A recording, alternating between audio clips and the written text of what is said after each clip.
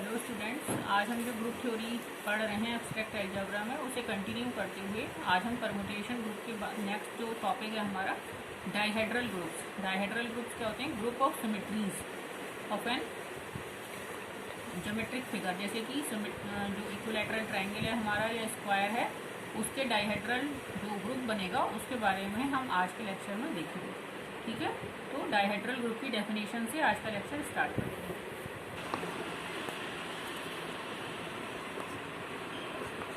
It is a special type of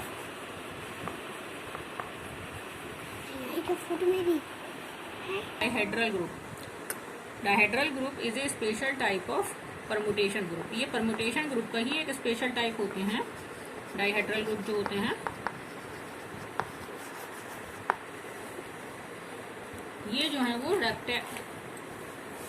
such groups लिख दी हूँ पहले एक बार, फिर मैं आपको समझा दूंगी। Consist of the rigid motion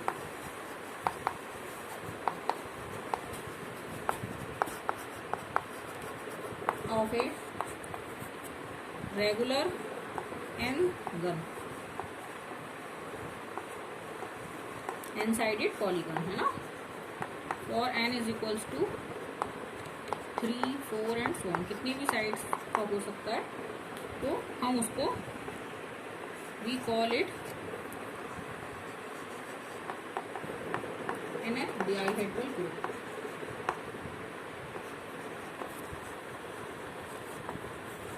and denote it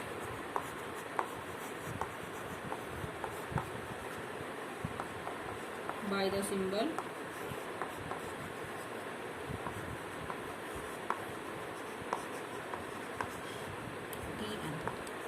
ठीक है। डाइहेड्रल ग्रुप्स क्या होते हैं? वो परमुटेशन ग्रुप के सब ग्रुप होते हैं, एक स्पेशल टाइप के परमुटेशन ग्रुप्स होते हैं। और इन ग्रुप्स में जो रेगुलर एन गन है, रेगुलर का क्या मतलब है कि जो सारी साइड्स जिसकी इक्वल होती हैं, जैसे कि इक्विलैटरल ट्रायंगल जिसकी तीनों साइड्स इक्वल होती हैं, या स्क्वायर जिसकी चारों साइड्स इक्वल होती हैं, उस तरीके के फिगर्स का जो रेगुलर पॉलीगन है हमारे एन साइड के, उनके रिजिड मोशंस को कंसीडर करते हैं इसमें। n is equals to 3, 4 and so on, इस तरीके से हम कंसीडर करते हैं। इन के रिजिड मोशंस से जो ग्रुप बनता है उसको हम nth डाइहेड्रल ग्रुप कहते हैं। जो n साइडेड पॉलीगन से बना है उसको हम बोलते हैं nth डाइहेड्रल ग्रुप। जैसे 3 साइड के ट्रायंगल से बनेगा तो 3th डाइहेड्रल ग्रुप, और यदि 4 साइड के स्क्वायर से बनेगा तो 4th डाइहेड्रल ग्रुप बोलते हैं। और इसका जो सिंबल रहता है वो dn रहता है, यानी कि ट्रायंगल वाले के लिए d3 और स्क्वायर वाले के लिए d4। ठीक है,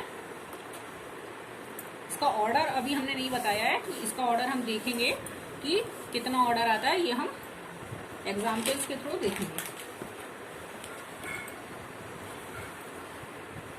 अब जो हमारी वर्टाइसेस हैं रेगुलर एन गन की, उनको हम नंबरिंग कर सकते हैं 1, 2, 3 करके। We can number the vertices of a regular n gun by 1, 2 and so on and ठीक है।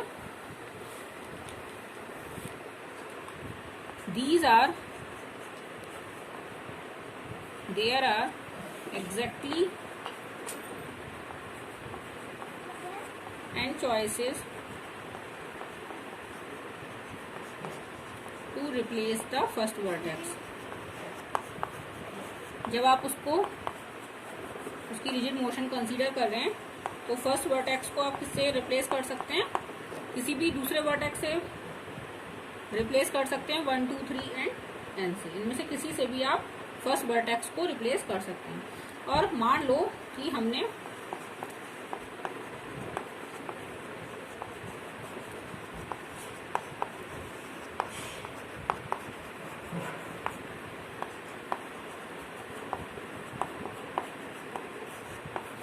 फर्स्ट वर्टेक्स को वर्टेक्स के से रिप्लेस कर दिया।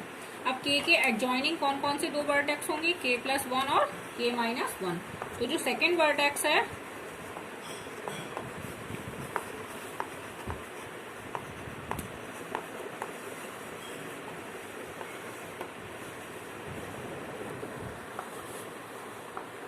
वो रिप्लेस होगा k+1 या k-1 से, क्योंकि k के एडजॉइनिंग कौन कौन से हैं, k के एडजॉइनिंग है k+1 और k-1। तो हमें जब मोशन आप करा रहे हो तो उसके वर्टाइसिस तो वही रहेंगे ना आसपास वाले जो पहले हैं। तो 1 के पास 2 है, तो k के पास कौन कौन से हैं, k+1 है एक तरफ और एक तरफ k-1 है।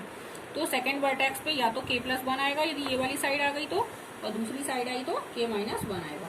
यानी कि हमारे पास कितने चॉइसेस हो गई। थोड़ा सा जो हमने लास्ट ईयर प्रोबेबिलिटी और परमुटेशन कॉम्बिनेशन जब आपने पढ़े होंगे 12th क्लास में, तब आपने चीज़ों ये कितने तरीके हो सकते हैं, जैसे हम कहते हैं ना ताश की गड्डी में से हम एक इक्का निकालने के कितने तरीके हो सकते हैं। तो कितने हमारे पास ताश की गड्डी में इक्के होते हैं, 4 इक्के होते हैं। तो हम कितने तरीकों से एक इक्का निकाल सकते हैं, 4C1 तरीकों से, यानी कि 4 तरीकों से, है ना। उन चारों में से कोई सा भी एक इक्का निकाल सकते हो आप। या इस तरीके से कोई भी क्वेश्चन पूछा जाता है कि क्लब का पत्ता आएगा, वो चिड़ी का पत्ता आएगा हमारा जो हमने खींचा है, इसके क्या चांसेस हैं। तो इसके क्या तरीके हैं, 13C1, 13 में से आप कोई सा भी एक पत्ता चुन सकते हो। तो 13C1 = 13। तो ये आपने जब इस तरीके से जब चुनने के तरीके, जब आपने पिछले साल प्रायिकता और क्रमचय संचय वाला चैप्टर पढ़ा होगा, जो हिंदी मीडियम में उन्होंने इस नाम से था उनकी किताब में चैप्टर, और जो इंग्लिश में पढ़े होंगे कॉन्वेंट में, उन्होंने परमुटेशन और परमुटेशन का और प्रोबेबिलिटी का, परमुटेशन कॉम्बिनेशन और प्रोबेबिलिटी का जब चैप्टर पढ़ा होगा, तब उन्होंने ये सब देखा होगा कि हम किसी चीज़ को चुनने के कितने तरीके होते हैं, है ना। तो how many ways we can choose a thing. तो उससे आपको जब आप उसको थोड़ा रिकॉल करेंगे तो आपको फर्स्ट वर्टेक्स को रिप्लेस करने के कितने तरीके हैं, n तरीके। आप इनमें से कोई से भी वर्टेक्स से रिप्लेस कर सकते हो उसे। और सेकेंड वर्टेक्स को आप जब आपने एक बार फर्स्ट वर्टेक्स फिक्स कर दिया तो सेकेंड वर्टेक्स के पास आपकी चॉइसेस लिमिटेड हो गई। आप या तो उसको k+1 से रिप्लेस करोगे या k-1 से रिप्लेस करोगे। यानी कि रिजिड मोशन के आपके कुल कितने तरीके हो गए, देयर आर। और जो तरीके इंडिपेंडेंट होते हैं उनमें मल्टीप्लाई होता है, और जो तरीके एक दूसरे पर निर्भर होते हैं उनमें एडिशन होता है। ये आपने पढ़ा होगा पहले। तो there are 2n possible ways, ये 2 तरीके, 1 2 2 और n तरीके ये। तो n और n गुणा 2 यानी कि 2n पॉसिबल वेज हो गए। There are 2n possible rigid motion of ए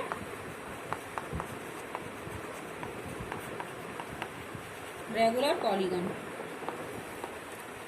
यानी कि ऑर्डर ऑफ dn क्या हो गया, 2n। हमने रिजिड मोशंस का जो ग्रुप बन रहा है उसको dn नाम दिया है ना। तो dn का ऑर्डर हो गया 2n कि कितने आप तरीकों से कितने पॉसिबल तरीकों से आप उसका रिजिड मोशन करा सकते हो। रिजिड मोशन का मतलब है कि उसकी शेप नहीं बिगड़नी चाहिए, उसका ओरिएंटेशन नहीं बिगड़ना चाहिए। जैसा था आपको पहले जैसा दिख रहा था आपको वैसा ही वो दिखे, बस उसके आप उसको आप मूव कर सकते हो, घुमा सकते हो, मिरर इमेज ले सकते हो, ये सब आप काम कर सकते हो, लेकिन उसका ओरिएंटेशन वगैरह नहीं बदलना चाहिए। तो पहले वर्टेक्स को चुनने के n तरीके, दूसरे वर्टेक्स को चुनने के 2 तरीके। तो मल्टीप्लाई हो गया 2 × n यानी कि 2n पॉसिबल वेज। अब पहला वर्टेक्स फिक्स हो गया, दूसरा वर्टेक्स फिक्स हो गया, तो बाकी सब तो फिर उसको फॉलो ही करेंगे ना। 1 2 के बाद जो उसके बाद जो उसका एडजॉइनिंग आएगा उसमें आपके पास अब चॉइसेस खत्म हो गई। यदि आपने सेकंड वर्टेक्स पे k+1 रख दिया तो अगला k+2 ही आएगा, उसके बाद क्रम से ही चलेंगे वो सब। अगले वर्टेक्स पे आपने k-1 रख दिया तो यानी कि कम होते हुए चल रहे हैं, k-1 k-2 k-3 इस तरीके से कम होते हुए वापस आ जाओगे आप, है ना। तो इस तरीके से फर्स्ट और सेकंड वर्टेक्स के फिक्स होने के बाद और कोई चॉइसेस हमारे पास नहीं बचती है। तो 2n पॉसिबल रिजिड मोशन है हमारे पास एक रेगुलर पॉलीगन के, और ये है ऑर्डर ऑफ dn। देखते हैं कि ये एक ग्रुप फॉर्म करता है ना। तो इसके लिए हम एक एग्जाम्पल देख लेते हैं पहले। ट्राइंगल का वो आसान है, उससे हमारी थोड़ी चीजें दिखनी भी शुरू होंगी हमें और अच्छा भी लगेगा। ये हमारा एक इक्विलैटरल ट्राइंगल है। तो इसका पहला आप क्या कर सकते हो, आइडेंटिटी रोटेशन बाई, पहले आप इसको चलो रोटेट कर लो। इसमें रोटेशन कितने होंगे, रोटेशन जो होते हैं किसी भी पॉलीगन में वो 360 डिग्री बाई n से कर सकते हो आप उसे। यानी कि n कितना है, यहाँ पे 3 है, तो 120 डिग्री से रोटेट करो। 1 × 360 बाई n, तो 2 × 360 बाई n, ऐसे करके जो टोटल पॉसिबल रोटेशंस होते हैं वो n-1 × 360 बाई n, फिर n × 360 बाई n यानी कि 360 डिग्री, यानी कि आइडेंटिटी कह सकते हो आप लास्ट। यानी कि n रोटेशंस होते हैं 1 से लेके n तक, 360/n के n मल्टीपल्स। तो लास्ट क्या है, आइडेंटिटी 360 डिग्री। पहला क्या है हमारा, n की जगह 3 रखोगे तो यहाँ हमारे कितने रोटेशन होगा, 120, 240 और 360। 360 का मतलब तो वापस घूम के वहीं आ जाना है। तो पहला हम 120 डिग्री से रोटेट कराते हैं इसको, रोटेट बाई 120 डिग्री। ये हमारा सेंटर है और यहाँ से आपने इसे रोटेट कराया तो क्या होगा, 1 यहाँ आ जाएगा, 2 यहाँ आ जाएगा और 3 यहाँ आ जाएगा। ऐसे ऐसे रोटेट कराया है ना, 1 नीचे आ गया क्लॉकवाइज। फिर आपने इसको 1 2 3 इसको आपने 240 से करा दिया, रोटेशन है 240 से, ऐसे ऐसे ही है। जब आप 240 से रोटेट कराओगे तो 1 यहाँ आ जाएगा, 2 यहाँ, 3 यहाँ, ठीक है। और जब आपको इसको 360 से रोटेट कराओगे, यानी पूरा ही घुमा दोगे, तो वापस वहीं आ जाएगा जहां है ये। 360 डिग्री से जब रोटेट करा दोगे पूरा तो ये आइडेंटिटी हो जाएगी, 1/360 डिग्री हो गया। तो 3 हमारे इसमें रोटेशंस पॉसिबल हैं इक्विलैटरल ट्रायंगल में। और सिमेट्रीज जो होती है, मिरर इमेज, रिफ्लेक्शंस जिसे कहते हैं, वो भी इसमें पॉसिबल्स हैं। रिफ्लेक्शंस कैसे कर सकते हो आप, इसका वर्टेक्स 1 को फिक्स करते हुए और आप यहाँ परपेंडिकुलर ड्रॉप कर दो 2-3 लाइन पे, तो इस लाइन के अबाउट यदि आप इसका रिफ्लेक्शन करोगे क्या होगा, 1 यहाँ रहेगा, 3 यहाँ आ जाएगा, 2 यहाँ आ जाएगा। रिफ्लेक्शन कीपिंग 1 फिक्स, 1 आपका फिक्स है वर्टेक्स।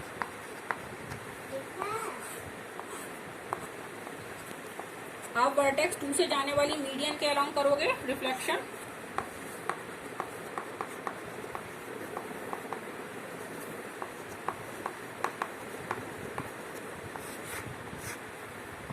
तो 3 यहाँ आ जाएगा, 1 यहाँ आ जाएगा। और एक बार आप कर सकते हो 3 से जाने वाली मीडियन के अलोंग,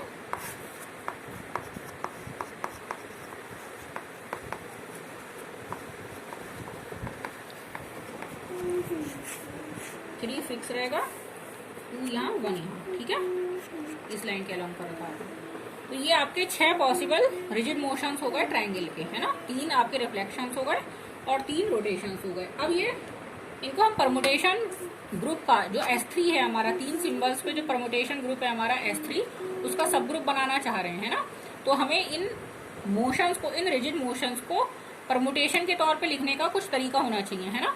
तो इनको हम परमुटेशन के तौर पे कैसे लिख सकते हैं, वो पिछले 3 रहेगा मेरे, मैं दोबारा उनका फिगर बना के करते हैं। पहले इन तीनों को हम लिख लेते हैं, 1 2 3। तो आप इसमें फर्स्ट रो में लिख दीजिए जो वर्टाइसेस हैं ट्रायंगल के, 1 2 3, हमने उनको नेमिंग दी है ना 1 2 3। और सेकेंड रो में कि 1 की इमेज कहाँ गई, 2 की और 3 की। 1 की कहाँ गई है 1, 2 की गई 3 पे और 3 की गई 2 पे। ये रिफ्लेक्शन नंबर 1 हो गया, इसको μ1 नाम दे दिया। रिफ्लेक्शन नंबर 2 क्या है हमारा, जिसमें आपका 2 फिक्स रहा था, 2 1 की इमेज 3 पे, 1 की 3 पे और 3 की 1 पे। और μ3 क्या है, इसमें 3 फिक्स था, 1 की 2 पे और 2 की 1 पे, है ना। तो ये परमुटेशंस बन गए। और हमारे जो पीछे 3 थे रोटेशंस वाले 3 परमुटेशंस, वो कौन से थे, एक हमने आइडेंटिटी परमुटेशन था, एक 120 से करा था हमने। एक बार उसको दोबारा बना लेते हैं और फिर हम इन 6 परमुटेशंस को एक साथ लिखेंगे।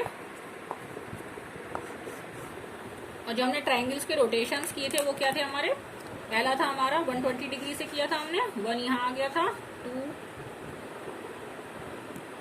यहाँ नहीं, 1 को आप यहाँ ले आए थे, 3 इसकी जगह और 2 यहाँ, है ना, 120 डिग्री से जब आपने करा था। और फिर 240 से किया था आपने, तो और 1 3 2 ऐसे। और जब आपने आइडेंटिटी किया 360 डिग्री से, तो 1 2 3, है ना। तो इसको हम नाम, आइडेंटिटी को हम पहले जरा रो 1 नाम दे लेते हैं, 1 2 3, 1 की इमेज 1 पे, 2 की इमेज 2 पे, 3 की इमेज 3 पे, है ना। रो 2 ये हो गया, 1 2 3, 1 की इमेज 3 पे, 2 की इमेज 1 पे, 3 की इमेज 2 पे। और रो 3 ये हो गया हमारा, 1 2 3, 1 की इमेज 2 पे, 2 की इमेज 3 पे, 3 की इमेज 1 पे, है ना। तो ये 6 परमुटेशंस आपके पास आ गए। अब आप ये देखिए कि क्या ये 6 परमुटेशंस परमुटेशन मल्टीप्लिकेशन का जो हमने ऑपरेशन पहले डिफाइन किया था करते हैं या नहीं करते। तो देखिए मेरे पास स्पेस थोड़ा कम है, लेकिन कोशिश करते हैं। तो हमारी 6 परमुटेशन हो गए, μ1 μ2 μ3, और दोबारा लिख देती हूँ मैं। μ1 में हमने 1 फिक्स किया था, μ2 में हमने 2 फिक्स किया था, और μ3 में हमने 3 को फिक्स किया था। ये 6 परमुटेशंस हैं आपके। अब आपको एक कंपोजिशन टेबल बनानी है ऐसे करके। यहाँ पे आप 6 एलिमेंट लिख लीजिए इसके, रो 1 रो 2 रो 3, μ1 μ2 μ3, रो 1 रो 2 रो 3, μ1 μ2 μ3। और इस कंपोजिशन टेबल में अब आप इसको कंप्लीट करेंगे खुद ही, और आप देखेंगे कि इस टेबल की जो एंट्रीज हैं वो ये इन्हीं में से रिपीट हो रही हैं, और ये ऑर्डर 6 का है, और ये S3 का एलिमेंट्स है ना सारे, ये क्या है S3 के एलिमेंट्स हैं। और यदि ये अपने आप में ग्रुप फॉर्म कर लेते हैं तो यानी कि ये जो DN होगा D3 वो S3 का एक सब ग्रुप हो जाएगा ऑर्डर 6 का। और S3 का खुद का ऑर्डर क्या होता है, S3 का खुद का ऑर्डर भी 6 ही होता है हमारा। फैक्टोरियल 3 इज इक्वल टू 6, तो D3 is equal to S3 हो जाएगा। फिलहाल प्रॉपर सब ग्रुप नहीं रहेगा, ये इम्प्रॉपर सब ग्रुप हो जाएगा। जो 3 सिंबल्स पे जो परमुटेशंस हैं उनको हम ट्राइंगल के रिजिड मोशंस के तौर पे भी कंसीडर कर सकते हैं। ट्राइंगल, इक्विलैटरल ट्राइंगल के रिजिड मोशंस को कंसीडर किया, हम स्क्वायर के रिजिड मोशंस को भी कंसीडर कर सकते हैं। तो उसमें कितने आएंगे, 8 आएंगे, है ना। तो एक बार उसको भी देख लेते हैं, और स्क्वायर के बाद फिर हम जनरल थ्योरम का स्टेटमेंट देंगे फॉर आर्बिट्रेरी एन। अभी तो हम पर्टिकुलर केसेस देख रहे हैं, n इज इक्वल्स टू 3 और n इज इक्वल्स टू 4 के लिए। अब मैं बहुत छोटे छोटे फिगर्स बनाऊंगी ताकि मेरे 8 यहीं इसी एक ही बार में आ जाए बोर्ड पे। पहला है हमारा, हमने स्क्वायर को इस तरीके से फिगर कर लिया 1 2 3 4, ये हमने नंबरिंग कर ली इसके वर्टिसेस की। पहला आइडेंटिटी आएगा जब आपने कोई रोटेशन नहीं किया, तो ये हो जाएगा 1 2 3 4, ऐसे ही रहेंगे ये, है ना। और छोटा बनाते हैं 1 2 3 4, ये वाला आप रहने ही दो, ये तो है ही, है ना, हमें ये तो पता है, इसी को हम कर रहे हैं। सेकंड में जब हम इसको 90 डिग्री से करेंगे, इसमें कितने का एंगल हो जाएगा, 360/4, यानी कि 4 9 36 90, 1 गुणा 90, फिर 2 गुणा 90, फिर 3 गुणा 90, और फिर 4 गुणा 90, यानी कि 360। वो तो हमने पहले ही कर लिया। अब हमें करना है 90 का रोटेशन, 180 का रोटेशन और 270 डिग्री का रोटेशन। जब हम 90 डिग्री का रोटेशन करेंगे तो हमारा क्या आएगा, 90 डिग्री आप घुमाओगे इस चीज को ऐसे, तो ये 1 यहाँ आ जाएगा चल के, है ना, 2 यहाँ आ जाएगा, 3 यहाँ, 4 यहाँ। फिर जब आप इसको 180 डिग्री घुमा दोगे, 1 यहाँ हो जाएगा, 2 यहाँ, 3 यहाँ, 4 यहाँ, है ना। और जब आप इसको 270 डिग्री घुमा दोगे, 1 यहाँ, 2 यहाँ, 3 यहाँ, 4 यहाँ। और जब एक बार 360 घुमा देते तो 1 ऊपर आ जाता वापस, है ना, 1 2 3 4, ठीक। 360 डिग्री का है, या आप आइडेंटिटी परम्यूटेशन का है। और इसके रिफ्लेक्शंस आप कैसे ले सकते हो, रिफ्लेक्शंस आप ले सकते हो इसके इसका, ये बीचों बीच से इस लाइन के अलोंग, इस लाइन के अलोंग, और दोनों डायगनल्स के अलोंग भी ले सकते हो आप इसमें, क्योंकि डायगनल्स के अलोंग भी सिमेट्रिक होता है। तो 4 इसमें रिफ्लेक्शंस आएंगे। तो पहले यदि हम इस लाइन के अलोंग लेंगे, इसी से मैं बता रही हूँ आपके, तो पहला हमने जो वर्टिकल लाइन है उसके अलोंग जब आप रिफ्लेक्शन लेंगे तो 1 4 इधर आ जाएंगे और 2 3 इधर आ जाएगा, है ना। फिर आप हॉरिजॉन्टल लाइन के अलोंग जब रिफ्लेक्शन लेंगे तो 1 2 नीचे आ जाएगा ऐसे करके, और 4 3 ऊपर आ जाएगा, है ना। देखो शेप कहीं नहीं बदल रही है ना, स्क्वायर ऐसे रखा था और स्क्वायर ऐसे ही रखा है, ओरिएंटेशन नहीं चेंज करना है आपको फिगर का। ये नहीं है कि स्क्वायर पहले ऐसे था फिर आपने इसे टेढ़ा कर दिया। हर फिगर में, हर रिजिड मोशन में इसका शेप नहीं चेंज होनी चाहिए। मतलब यदि इसकी नंबरिंग ना हो तो हमें ये पता ना चले हमने कोई चेंज भी किया है। सिर्फ नंबरिंग होने से ही हमें ये पता चल रहा है कि हमने कुछ किया है। यदि नंबरिंग नहीं की जाए तो कोई डिफरेंस नहीं है इनमें, है ना। यही सारी चीजें जो ज्योमेट्रिकल पैटर्न्स होते हैं ना, जो आपके फर्श पे होते हैं, डिजाइन्स होते हैं, जो अलग अलग टाइल्स पे बनते हैं, जो ज्योमेट्रिकल पैटर्न्स जिसे कहते हैं, उन सब में ये सब चीजें यूज होती हैं, सिमेट्रीज। तो ये सिमेट्रीज पढ़ रहे हैं हम इस समय। Symmetries of an equilateral triangle अभी हमने देखी, अब हम देख रहे हैं सिमेट्रीज ऑफ ए स्क्वायर। ठीक है, ये हमने हॉरिजॉन्टल लाइन के अलोंग जब आपने रिफ्लेक्शन लिया। अब जब आप डायगोनल 1 3 के अलोंग लोगे, 1 3 के अलोंग लोगे तो 1 3 फिक्स रहेगा, 2 फ्लिप होके इधर आ जाएगा और 4 फ्लिप होके इधर आ जाएगा। ऐसे फ्लिपिंग हो जाएगी ना, जैसे शीशा रखा हुआ हो। और जब आप डायगोनल 2 4 के अलोंग लोगे रिफ्लेक्शन, तो 2 4 यूं फिक्स रहेगा और 1 3 में यूं फ्लिपिंग हो जाएगी, 3 ऊपर आ जाएगा और 1 नीचे आ जाएगा। ठीक है, तो ये 8 आपके इसके रिजिड मोशंस हो गए। अब इनको परमुटेशन के तौर पे भी लिखना है। और ये जो है वो D4 जो है, इन 8 परमुटेशंस का जो ग्रुप बनेगा वो सब ग्रुप बनेगा S4 का। S4 में कितने एलिमेंट्स होते हैं? 24 एलिमेंट, 4 की 12 दूनी 24 फैक्टोरियल 4। और D4 में कितने एलिमेंट्स हैं? 8। तो ये प्रॉपर सब ग्रुप बनेगा। ये कैसा बनेगा? प्रॉपर सब ग्रुप, यानी कि इससे छोटा है, D4 S4 से छोटा बनेगा।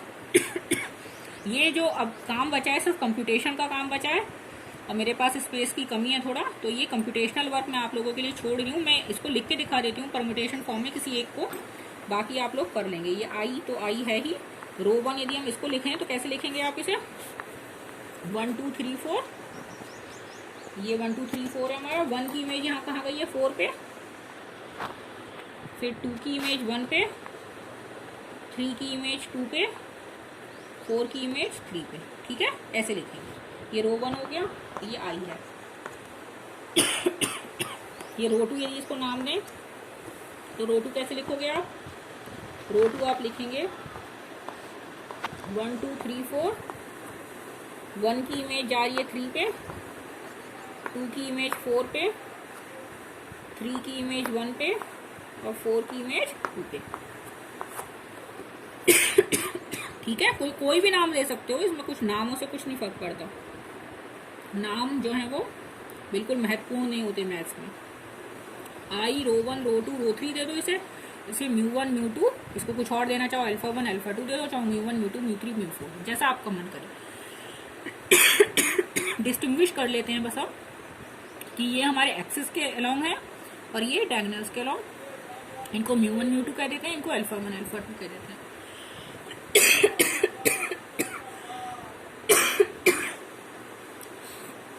सॉरी, ग्रुप का जो हमने टॉपिक लिया है उसको कंक्लूड करते हैं एक जनरल थ्योरम से, जिसको हम जनरलाइज कर रहे हैं। The group Dn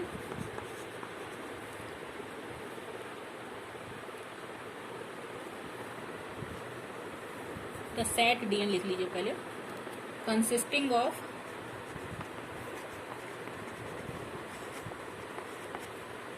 rigid motions of regular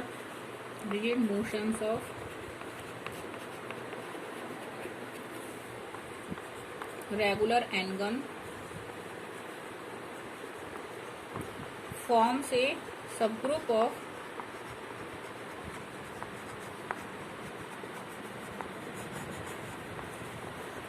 order 2n। Form से सब ग्रुप ऑफ Sn लिख लो पहले, फॉर्म से सब group of Sn of order 2n। ये Sn का एक सब ग्रुप फॉर्म करता है और इसका ऑर्डर कितना होता है? 2n होता है। ठीक है, ये जो हमने 2 एग्जाम्पल्स से देखा 3 और 4 के केस में, उसको हमने जनरल स्टेटमेंट के तौर पे लिख दिया है। इसका मैं प्रूफ नहीं कर रही हूँ, लेकिन इसके बारे में मैं आपको मेन चीजें बता देती हूँ, आउटलाइन दे देती हूँ मैं प्रूफ की। ठीक है, तो जो एलिमेंट्स होंगे Dn के वो किस तरीके के होंगे? Elements in Dn will be all products of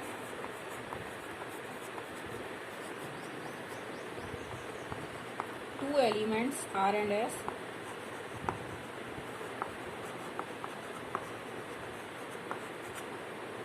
satisfying the relations।